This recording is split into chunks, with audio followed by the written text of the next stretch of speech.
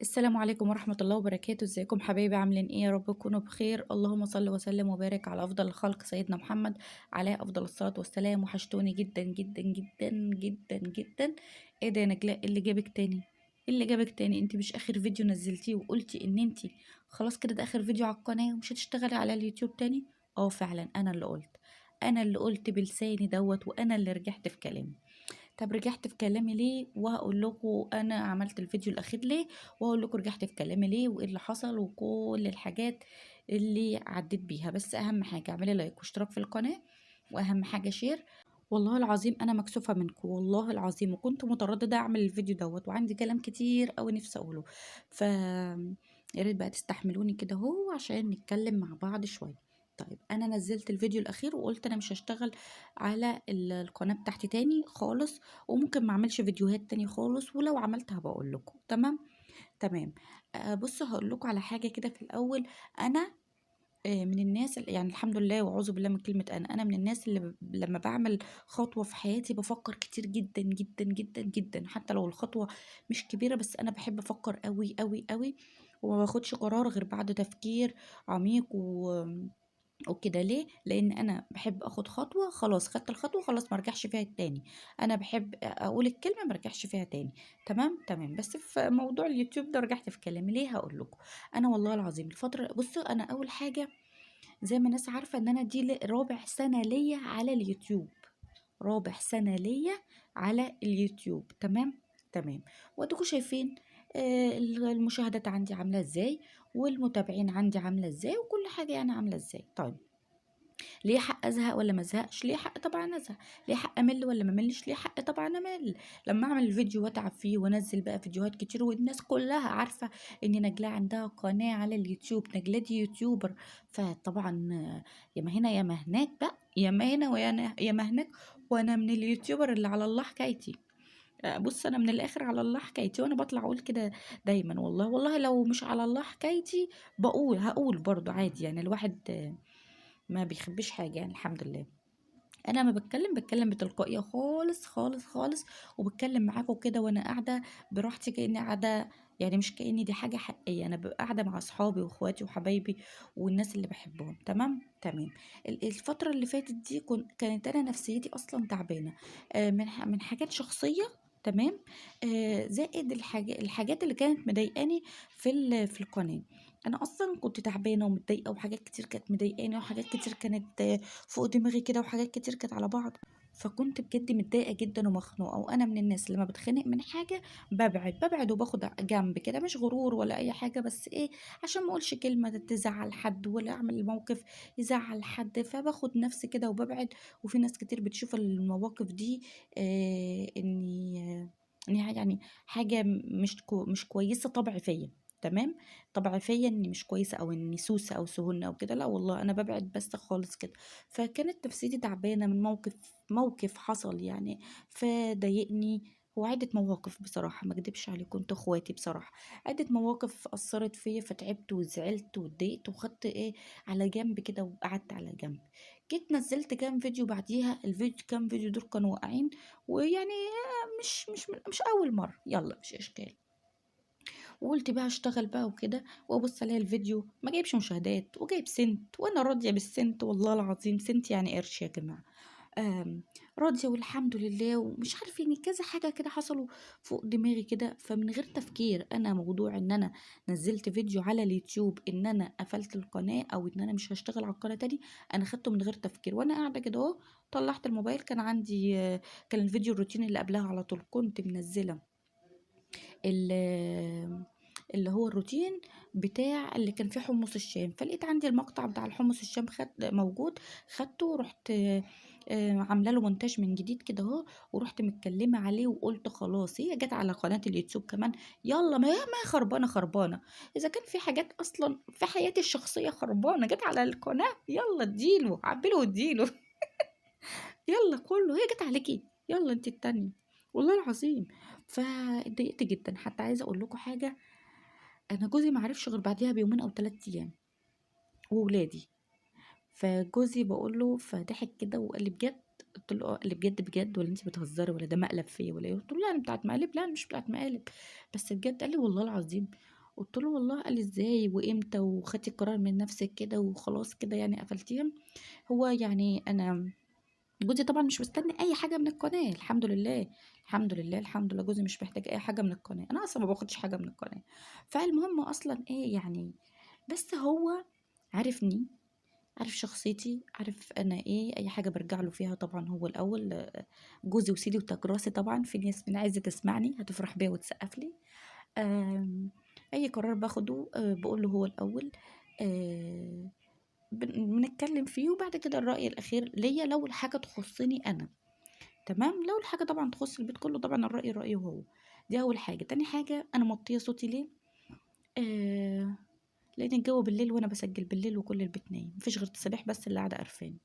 طيب المهم، لما قلت للولاد بعدها بكام يوم برضه ما صدقوش وزعلوا جدا جدا جدا. قالوا لي ازاي يا ماما؟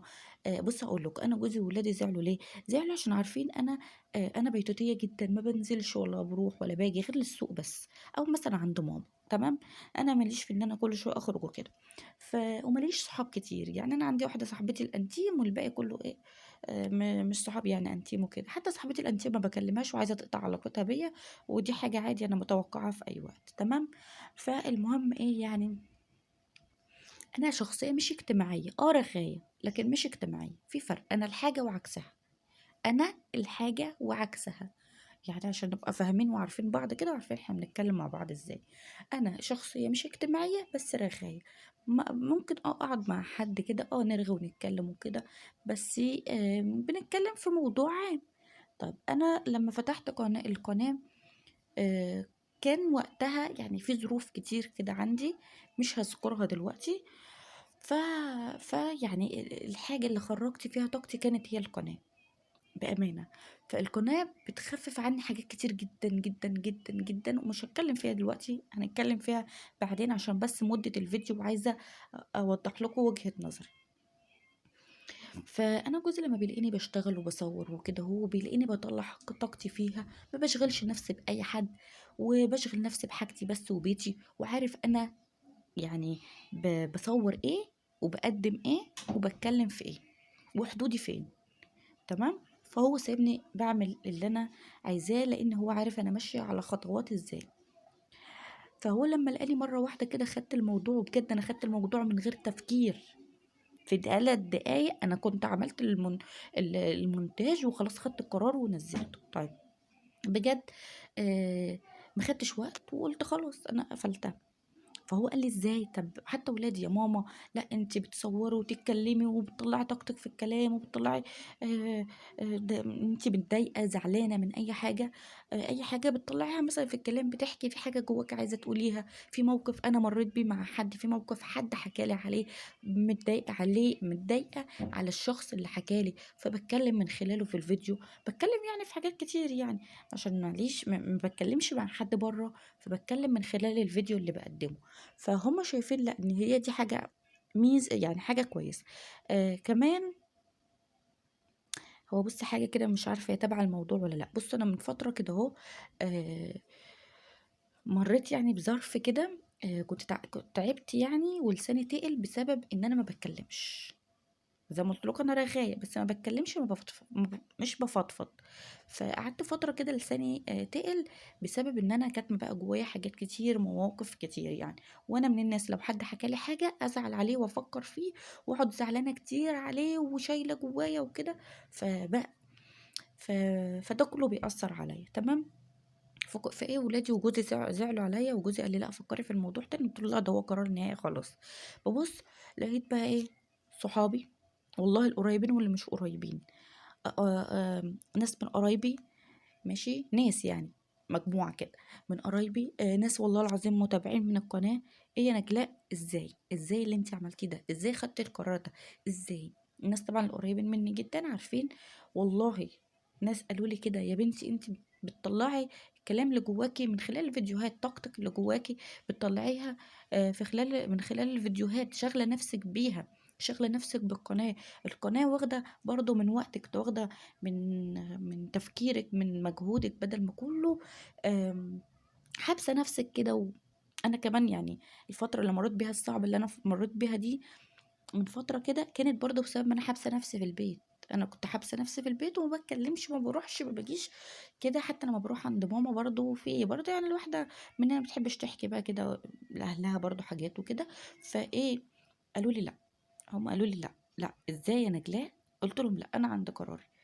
بس بعد كده حنيت، وبعد كده زعلت، ولقيت متابعين كتير برضه كتبوا لي في الكومنتات: "إزاي اللي أنتِ عملتيه؟"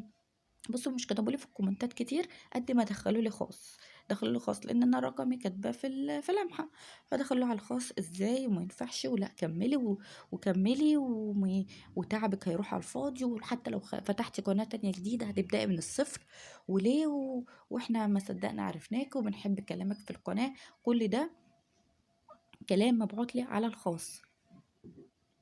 بجد أنا لمّا باشوف الكلام ده أنا بابقى عايزة أعيط. صدقوني بابقى عايزة أعيط، بابقى مش قادرة، اللي هو حاجة أنا مرتاحة فيها وحاجة مسلياني وآجي أسيبها مرة واحدة كده. فكنت عند رأيي اللي أنا خلاص خدت قرار مش هينفع أرجع فيه. في برضه حد من كام يوم كاتب لي برضه تعليق: "فين الروتينات بتاعتِك؟" حسيت إن ليّا وجود، حسيت إن في حد بيحبني، حسيت إن في حد بيدوّر عليَّ، حسيت إن في حد عايزني، حسيت إن في حد بجد آمم بيحب نجلاء، بيحب شغل نجلاء، بيحب نجلاء رغم إن هُم ما يعرفوهاش، ما شافوهاش، ما اتكلموش معاها وجهًا لوجه، ما عاشوش معايا. يعني يعني مش عارفة أقول إيه، مش عايزة، يعني أنا هاعيّط بصراحة. فبجد أنا زعلت والله العظيم إني خدت القرار، زعلت إني آآ عايزة أكمّل، بس مش عارفة إيه اللي رجّعني وإيه اللي وقّفني كده أهو. حاجات كتير زعّلتني، إن في ناس بتدوّر عليَّ رغم إن هي ما شافتنيش وما تعرفنيش، ما تعرفش يعني أي حاجة عني غير إن اسمي نجلاء بس، وفاتحة قناة على اليوتيوب وحبّوني. فده كلّه كان بيخلّيني أزعل. طَب أرجع تاني، طَب ما أرجعش. و وناس كتير على الواتساب قالوا لي، وصحابي وكلموني: "وتعبِك يا بنتي إزاي؟" حسيت إن أنا لأ، خدت قرار غلط. وجوزي قال لي: "لأ ارجعي، لأ هتكمّلي وإحنا معاكِ وهتكمّلي والناس اللي بتحبِك." وكنت باقول له على الكومنتات اللي بتيجي لي.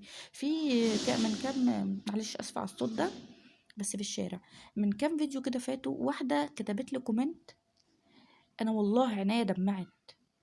كتبت لي: "ربنا يرزقِك سعادة الدنيا والآخرة." والله أنا قريته لجوزي، قال لي: "عايزة إيه تاني؟ عايزة إيه تاني؟ ده كفاية الدعوة دي، الدعوة دي، أنتِ عايزة تاني إيه غير الدعوة؟ خلّيكِ وكمّلي واستمري." وبقى هو يفكّرني بيكِ والله العظيم، ويقول لي: "لأ كمّلي وشغلِك واستمري وخلّيكِ إنسانة قوية." وقعد بقى يشجّع فيّا كتير، رغم إن أنا قُلت قبل كده إن أنا مش باخد دلوقتي من اليوتيوب والله العظيم حاجة. من شهر 7 ما قبضتش يعني. ف فاللي هو مش موضوع فلوس، بس هو موضوع حاجة أنا باخرّج فيها طاقتي وحاجة أنا حبيتها. فمش عايزة أطوّل عليكم أكتر من كده، سامحوني على القرار اللي أنا خدته. أنا بجد كنت زهقت وكنت تعبت من حاجات كتير، كمان مع شغلي في القناة وكده أهو. فالحمد لله يعني أنا الفترة دي أنا مبسوطة. مبسوطة داخلة على فرح أخويا الحمد لله، واستنوا فيديوهات جاية كتير إن شاء الله، فيديوهات حلوة وفي مفاجأة كبيرة جدًا، جدًا، جدًا وحلوة جدًا وهتعجبكم إن شاء الله بإذن الله. وخمّنوا واكتبوا لي في الكومنتات إيه هي يا ترى المفاجأة. وبجد والله الكلام معاكم وحشني جدًا، جدًا، جدًا. أنا دلوقتي لمّا اتكلمت معاكم حاسة إن أنا ارتحت. ربنا يديمكم نعمة في حياتي والله العظيم. بجد، بجد أنا باستفاد من اليوتيوب دوّة، من صحاب بجد يعني ناس ما يعرفونيش وحبوني، وأنا بجد حبيتكم جدًا، جدًا، جدًا. يا رب بس ما اكونش رغيت معاكم كتير أو صدعتكم. بجد أنا فتحت لكم قلبي واتكلمت معاكم بجد من قلبي. أنا فعلًا خدت قرار كده مفاجئ، مش عارفة، ومش عارفة إزاي برضه رجعت فيه. فالحمد لله يعني على كل شيء، ربنا ما بيجيبش أي حاجة وحشة، والحمد لله اللي يختاره ربنا لينا دايمًا هو الأحسن. ما تنسوش بقى اللايك والشير والاشتراك في القناة عشان قناتي تكبر. وإن شاء الله قناتي مش هتكبر غير يعني بإرادة ربنا ثم أنتم، بإن أنتم تشيروا لي الفيديوهات بتاعتي، تعملوا لي لايك على الفيديوهات، تشتركوا في القناة، تكبروا قناتي عشان بجد نفسي أثبت وجودي يعني في اليوتيوب، يالّا هاتكلم كلام جامد شوية، أنا عايزة أثبت وجودي كده في اليوتيوب، أنا عايزاكم تبقوا في ضهري دايمًا، يالّا السلام عليكم ورحمة الله وبركاته.